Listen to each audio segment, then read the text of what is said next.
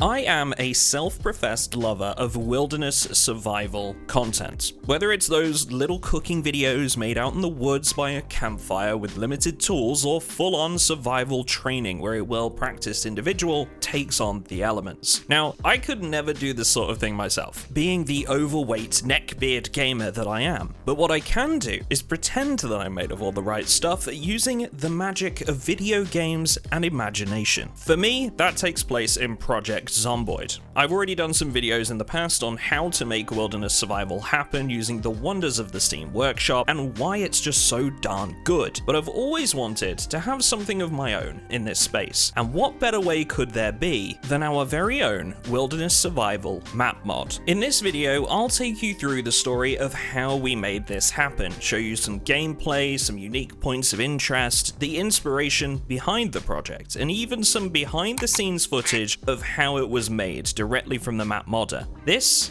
is Lost to Nature. So the first chapter of this book is the inspiration behind the project, the why, basically. Why did I feel this was needed? Well, the workshop is chock full of primitive crafting mods made to offer alternative items that players can make themselves, derived at a core level only from what they can find through foraging. You might need certain tools like an axe or a saw, but ultimately all of them trace back to the base focal point of grabbing whatever sticks and stones you can find in your surroundings. Despite this, the map selection for this kind of playthrough, in my mind, is somewhat limited. The most popular choice, and the one I've used in previous videos, is the forest. And if you're looking for the feeling of being abandoned on an island, it is absolutely brilliant for that. It does a fantastic job of dropping you in the middle of nowhere, but I always felt that it was lacking a little bit of that post-apocalypse atmosphere that we're so used to from regular playthroughs. You know, the sort of thing we'd see from media like The Last of Us, where everything is overgrown or just in ruins from the passage of time. So the question arose, what if we could do both? Offer a primitive survival experience mixed with the post-apocalyptic feeling. I wanted to create a world in which, potentially, hundreds of years had passed and Mother Nature had almost fully reclaimed what society had taken from her, and I knew just who to ask to make this work. Enter Simon MD, a map modder who got his start with map creation on the server that we own and run for my Patreon supporters. Simon had made us some settlements for events where players would fight against hordes of incoming zombies together. He created trading outposts for our stalker-themed wipe, where players could interact with vendors, and from there, he'd expanded his repertoire into creating fully blown map mods like the popular Louisville International Airport mod. I had watched Simon go from making a small-scale camp for survivors to a fully fledged area of the map that fits perfectly with its surroundings, and I was about to give him a whole new challenge. We spoke at length, concepted ideas together, agreed on pricing, and ultimately, he got started the very next day.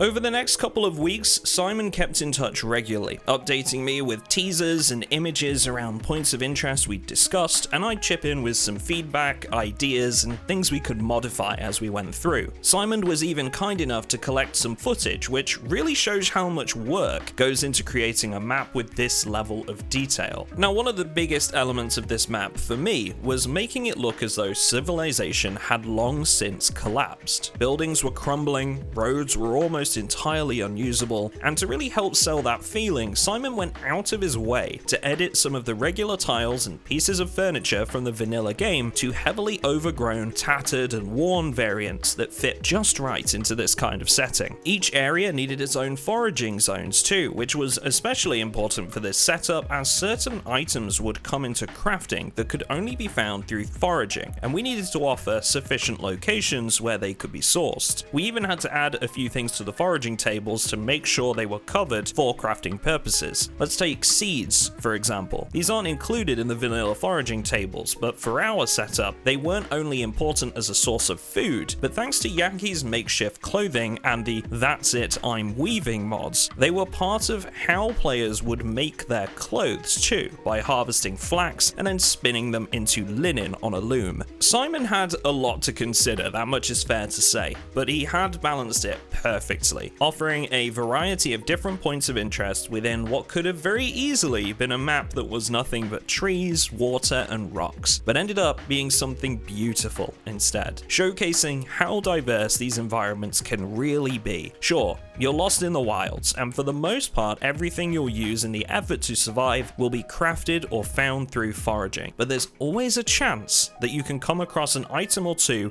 when searching through the ruins of buildings or settlements that have long since fallen to the undead, and then to nature. If anything, the setting makes finding an item like this much more of a big deal, and gives you that dopamine hit, since you know you've just found something truly valuable. So, let's take you through a couple of those points of interest now, and show you just what you can expect should you decide to give this map a try.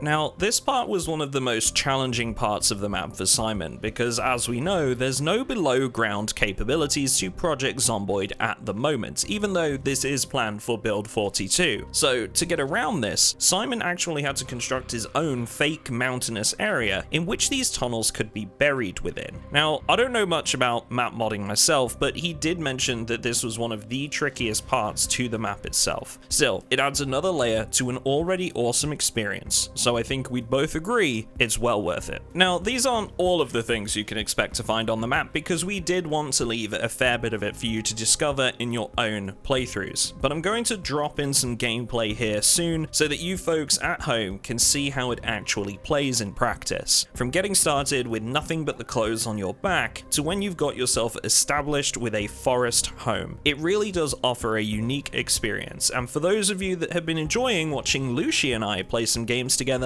either on my Twitch streams or right here on YouTube in other videos, you're gonna like what's coming up, because she joins me in this one yet again to battle nature and the undead at my side. Now, real quick, before we let that footage play though, if you're looking to play this setup for yourself in the best possible way, I've gone ahead and linked the mod pack we've been using on our multiplayer server for this very setting in the description, and you'll be pleased to know that the map Lost to Nature has now been publicly released the day this video went live on YouTube. If you want to try it with a multiplayer community, we're also running this on our whitelisted Patreon server until the end of March. It's £3 a month to join, and you can support projects like this map that we paid for using Patreon funds. And you'll get different themes, setups, and unique mods every month with an amazing community of welcoming players, especially towards newbies. And if that wasn't enough, we've got plenty of events going on that get run by the admin team too. So yeah, links are in the description. Here's some gameplay of Lost to Nature in action as Lucy and I explore the wilds. And if you have any questions about the map, drop them in the comments below. Enjoy. Oh, I see you. Hold still. Hold still. Hold still. Hi. Hello. Just keep heading north. Okay. Feel like I'm a Cub Scout or something, and you're just leading me through the woods. I was feeling it's like an NPC, those quests where you have to like take an NPC somewhere, but we don't quite walk the same speed and stuff. And here we are. Nice. The massive deforestation. Yeah, they've done work on this, eh? I'm pretty sure it's like 90% magic. Yeah, he's online a lot. That's that checks out. I mean, if I could be on the server like 12 hours a day, I would be too. Like, I'm not judging. Oh look, we got a cute little check-in point. He was talking about setting those up. And then, so the actual like little city area is going to be, look, this is all even cleaned up. Yep. They've been doing work. I gotta hand it to him. This is like, this does not look like this usually. No, it's all deforested and, oh hi, there's a person. I have to brace myself for social interaction now. Okay. I mean, we can just walk past. Take a deep breath. Howdy. This is cool. Hey. How many houses is this? 4, 5? And then like what, three bigger ones? It's impressive, right? Yeah, they've done a lot of work. A little Yeah, farm with the going. farm, flamingos, and fresh water well. Nice. The wells aren't too difficult to build. Like we could. It's a bunch of rocks, right? Yeah, it's a bunch of stones and stuff like that. That's very Oh, cool. look, it's us. Right. It's a badger and a duck. I feel like I'm pretty badger coded. Your name is Boris, is it as well? I mean, look, Boris we've got the the same badger? eyeliner on. Yeah. Very Is that cool. a dead person or is that a dead zombie? It's a zombie. It's fine. Oh, they're building another like second story on those ones, huh? This is just full of keys. Oh yeah, it's a mark old deaths. Yeah. Cool. I want to go check out the log pile over here because I've been thinking about building one of these myself, and I want to see if they actually work as storage, or whether they're a decorative object. Because I wanted to build one of these. They do work as storage, and they've got like 100 spaces. We could fill it up. Could build one of those. I love how like isn't they've it cool? built. Yeah, I love how they built like scaffolding on like the second floor, and they're still building it up. That's kind of neat. Do you want to keep foraging past it, or how you feeling? Because there are people here. What is this way? I don't know. I've never been this way. Well, let's go find out. I'm happy with that, and also I can forage for trash while we're here. Trash is very important. I think Marshwood is this way. We keep going. Oh. It's quite a way out, I think, but what this? Is that broccoli? You are so excited over broccoli. It came with broccoli seeds. Okay. Yeah, but it just gives you one though, doesn't it? It gave me 19, bitch. You found 19 broccoli seeds? That's almost one whole plant. Hell yeah. We're gonna be rich. Gonna be rich. Have our own broccoli empire. Have a monopoly on broccoli. Hold on. Can you see the whole map? Is that why you keep checking your map? No, I can just see a little bit ahead of us. Oh my god, I'm so hungry and so.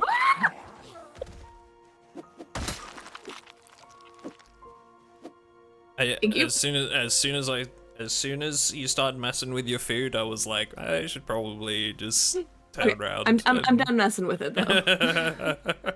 Kind of. I mean, I'm gonna be a snack. But I'm pouring my snack on. Don't like this at all. No, this is not great.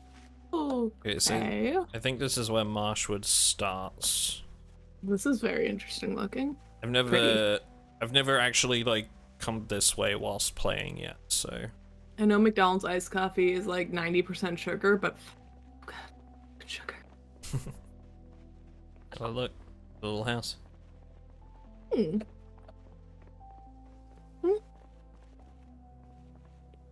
Yeah, somebody's been here. Yeah. It's nice. Zombies not across the way. I was looking out for you so diligently. No zombies. Thank you. No zombies. You mean you were eating fast food and definitely, like, most of the time focusing on your food and... I was, yeah, I was stuffing my face pretty good. But I was also, you know, looking. Keeping an eye out. You're still alive, aren't you? Mm-hmm. I am. So, you know. You're welcome. God, I love food. Me too.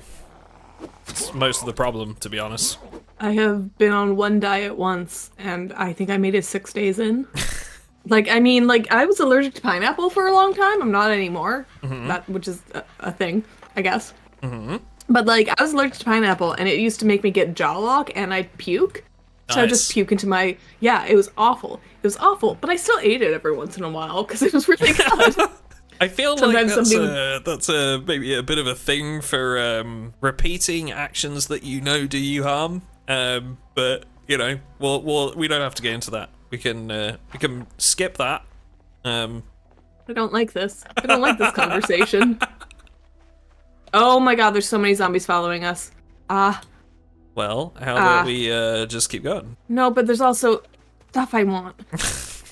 It's only 2 of them. It's only 2 of them. I can take them. I can take them.